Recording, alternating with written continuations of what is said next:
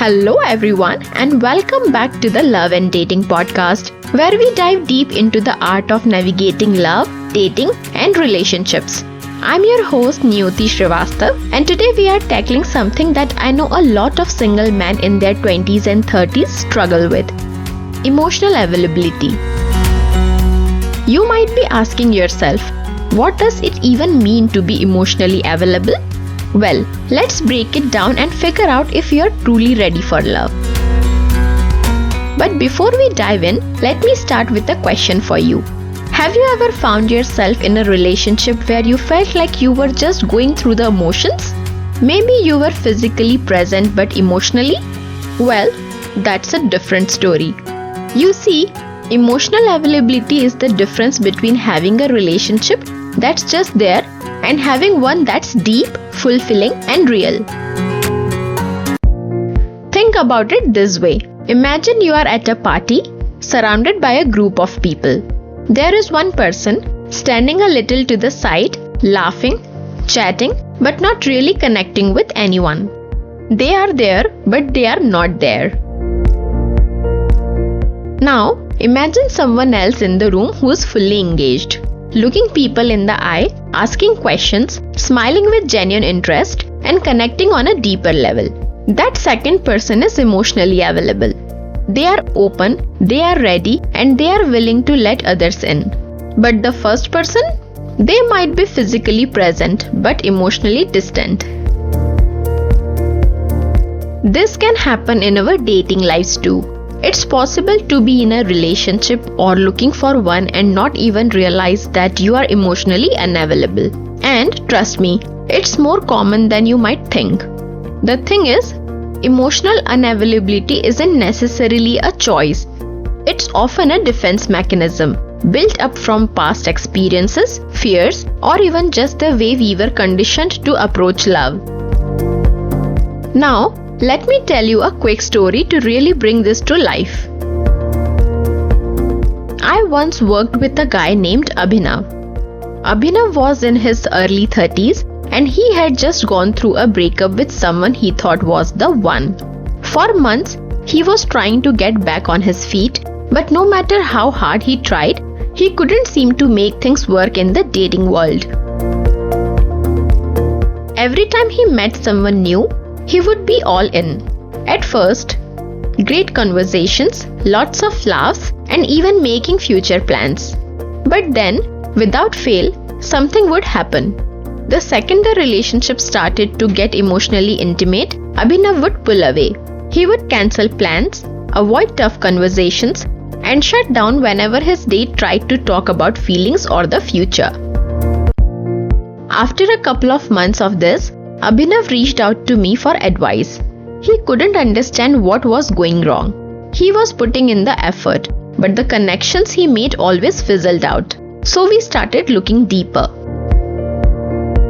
It turned out that Abhinav had been hurt in past relationships. He had faced betrayals and he had built walls around his heart as a way of protecting himself.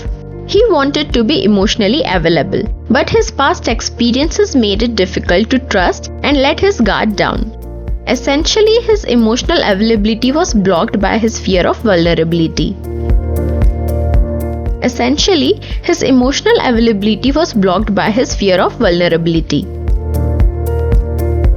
I'll be honest, this happens all the time. We get into dating with the best intentions, but our emotional wounds often prevents us from truly opening up to others. Abhinav wasn't the problem, his fears were. And once we identified what was really going on, he could start working on healing those wounds, taking down those walls, and allowing himself to be emotionally available in a real way. This is why it's so important to understand why emotional availability matters and how to ensure you are ready for love. Not just on the surface, but deep down where it counts. Because when you are emotionally available, you are creating space for real intimacy and connection, not just a series of casual dates or shallow conversations. So, let's talk about why emotional availability is such a big deal. When you are emotionally available, you are basically telling the universe, I'm ready for something real. You're opening yourself up to the possibility of a deep connection, one that's built on trust, vulnerability, and mutual understanding. When you are emotionally available, you show up in a relationship with empathy, honesty, and a willingness to be vulnerable. You're not afraid to talk about your feelings, and you're open to hearing about the feelings of others. This is what forms the foundation of a healthy relationship. And here is the thing. Being emotionally available isn't just about showing up and hoping for the best. It requires work. It requires digging deep into your own fears, insecurities, and past experiences. It requires self-awareness and a willingness to break down the walls you have built around yourself. If you're feeling like Abhinav did, if you recognize the emotional availability might be an issue for you, then don't worry. There are things you can do to improve it. Here are a few ways to get started. The first one is acknowledge your past. The first step to emotional availability is acknowledging the emotional baggage you might be carrying. Whether it's past breakups, disappointments, or trust issues, recognizing that these things affect your availability to be open and vulnerable is key. I have talked about this more in our Season 1 episode 34, so go and check it out. The second one is work on trust. Trust is not built overnight. It's something that's earned over time. And if you have been hurt in the past, it's important to build that trust. First with yourself, then with others.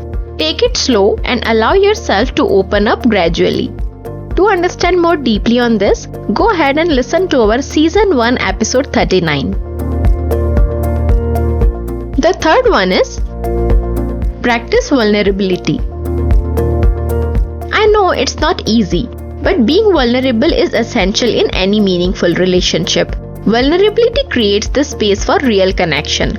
It's okay to let your guard down and share your true feelings. That is what attracts the right kind of partner.